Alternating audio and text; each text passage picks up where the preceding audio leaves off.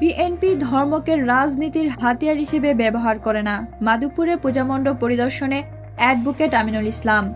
মাধবপুর প্রতিনিধির ভিডিও চিত্রে বিস্তারিত।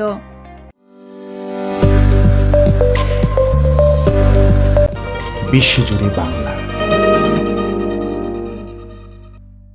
সনাতন ধর্মাবলম্বীদের সবচেয়ে বড় ধর্মীয় উৎসব শারদীয় দুর্গাপূজা উপলক্ষে বিএনপির ভারপ্রাপ্ত চেয়ারম্যান তারেক রহমানের পক্ষ থেকে শুভেচ্ছা বিনিময় ও উপহার প্রদান করেছেন হবিগঞ্জ ৪ আসনে ধানের শীষের মনোনয়ন প্রত্যাশী বাংলাদেশ জাতীয়তাবাদী আইনজীবী ফোরামের কেন্দ্রীয় কমিটির সহ সভাপতি ও হবিগঞ্জ জেলার বিএনপির সদস্য অ্যাডভোকেট মোহাম্মদ আমিনুল ইসলাম।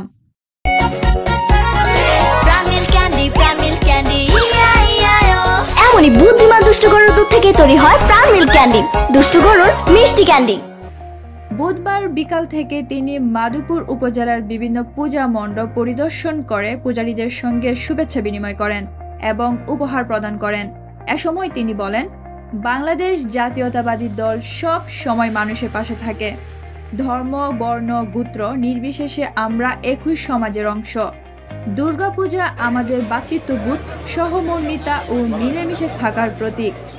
বিএনপি ধর্মকে রাজনীতির হাতিয়ার হিসেবে ব্যবহার করে না, বরং জনগণই বিএনপির শক্তির উৎস।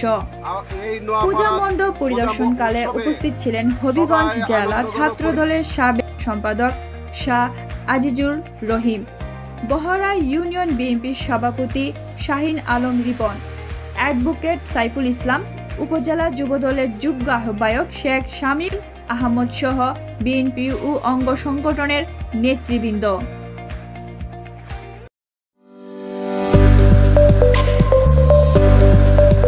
বিশ্বজুড়ে বাংলা।